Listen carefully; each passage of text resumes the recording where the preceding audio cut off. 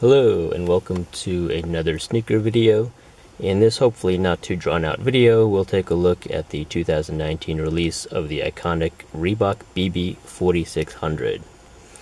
Originally released back in 1986 as a high-top basketball sneaker, it quickly became popular off the courts, especially in middle and high schools across America.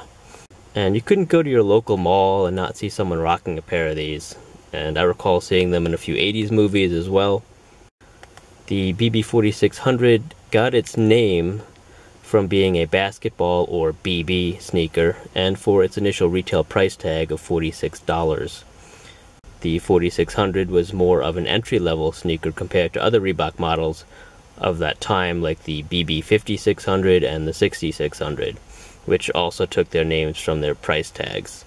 And you might recall a Reebok retroed the BB5600 last year in 2018. So it was definitely time for a retro of the 4600. So what makes the BB4600 so iconic? It was a no-frills, low-tech sneaker with a recognizable high-top silhouette, had that flaring ankle collar, a large tongue, and simple but classic colorways like white and red or white and blue.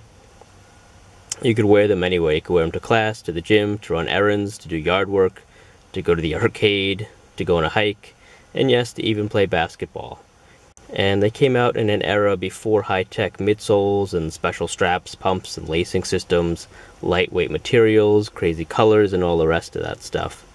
So for this video, I figured I'd break out some of my vintage 4600s, as well as a pair of 4600 2s, and 4600 Ultras for comparison. First up we have the 2019 BB4600 itself. So what did Reebok get right? What did it get wrong?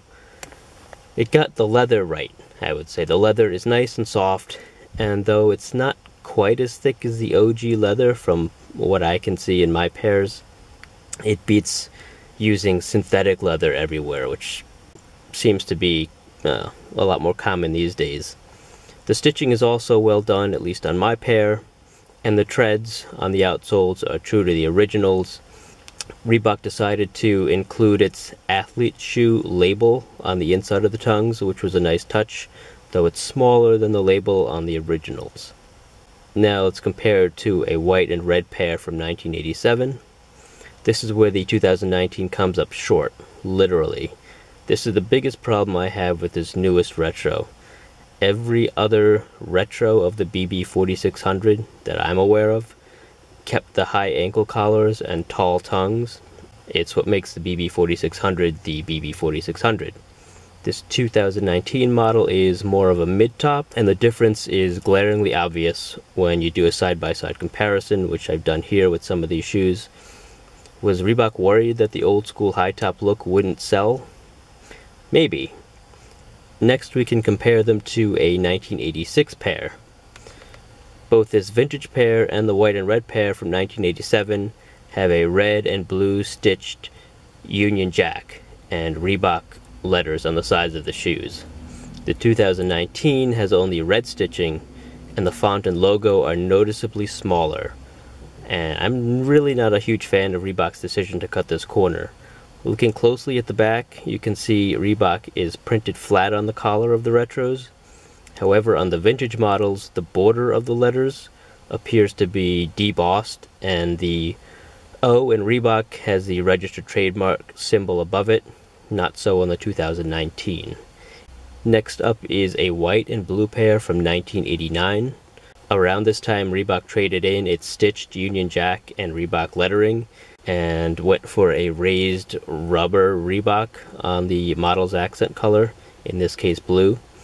I guess this is where I'll mention another issue that I had. The toe box perforations are off on the 2019 pair. Going from the lateral to medial sides, we should see lines of 2, 3, 4, 4, 4, and 3 perforations. Our 2019 retro here has a 3, 5, 5, 3 perforation pattern, which oddly is the pattern that we see on the BB4000, which is the low-top version of the BB4600 that also debuted in the mid-80s. Before moving on, also note the midsoles on these vintage models. They're covered with all these small bumps. The 2019s have smooth, bumpless midsoles, another feature it shares with the BB4000. At this point, I have to wonder if Reebok meant to combine features of the BB4000s or if it was purely a mistake. Their last retro, a few years ago, stayed fairly true to the originals, much more so than these 2019s. Why didn't they simply copy those? I don't know. There are a few other minor differences between this latest retro and the originals, though they're not as noticeable, for me at least. First, the perforations on the tongues don't seem to have cut all the way through the fabric to the insides of the tongues as they do on the originals. They appear on the outside, but not on the inside. This isn't a huge problem, and I suppose you could cut your own holes if you wanted to. Secondly, the borders of the tongues are red on the retros, but white on the originals, and to be honest, I almost like this better. Another difference, the red fabric on the insides of the shoes looks and feels different. It looks and feels more like terry cloth on the retros, but regular cloth on the originals. Again, not a huge deal, but one worth noting. They're both fairly comfortable. The collars are decently padded on the 2019s, but not as much as on the originals, which seems to be common with retros these days. Maybe they would have looked even more odd with additional collar padding, seeing how they're already so short compared to the originals.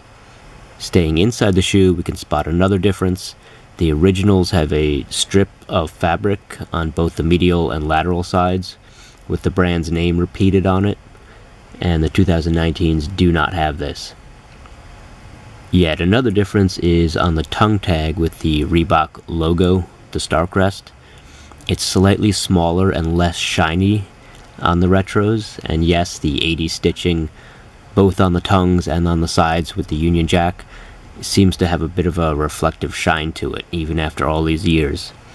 The final difference I'll note is on the outsoles. The retros are all red, whereas the originals have that white stripe towards the front. The tread pattern, as I said before, stayed true to the OGs. Again, not a huge deal with the lack of the colored stripe, but it's noticeable.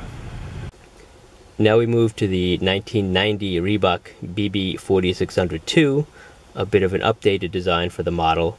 They never caught on like the originals, with Reebok pumps and Nike Air having come to dominate the market by that time. The ankle collars are still big, but the tongues are short. And both models have smooth midsoles without those little bumps. And in my opinion, the mostly flat rubber midsole looks a little too chunky for the 2019 pair. Reebok kept the rubber pieces on the sides, but added a bit of color. The problem with rubber is that it sometimes yellows, but this can often be fixed, or at least improved with something like Salon Care 40 and a bit of sunshine. If you're interested in the 4600 2s, you can find them on eBay every now and then. Actually, they seem to be coming up more and more these days, and they usually go for less than the originals. Finally, let's compare the retros to the 1992 Reebok BB46 Ultra High, another version of the classic 4600. Now, there have been several Ultra models over the years, but this is probably my favorite. There's little that resembles the original, but the Ultra returned the height and tall tongue to the shoe, which I really do like. It also returned stitching to the sides for the font and Union Jack, and brought back the traditional tongue tag with the star crest. As you can hopefully see, the toe box is very different, and Reebok added a star crest to the heel, which I kinda like. Of course, the outsoles are radically different from the originals, but similar to the BB4600 2s. So that's it for my review of the 2019 Reebok BB4600. Are they worth the $80 to $100 retail price tag? I definitely wanted to have a pair, though overall I am somewhat disappointed they didn't stay truer to the original 1986 model. Stay tuned for more, and be sure to check out my previous video on the Reebok BB4600. You can follow me on Instagram and eBay, where I do post sneakers for sale from time to time, even some vintage BB4600s. I'll close this video out with a vintage commercial, a vintage Reebok commercial that I haven't seen in years, but that I found on YouTube the other day while doing some research. Be sure to click the like button and subscribe, and I'll see you next time.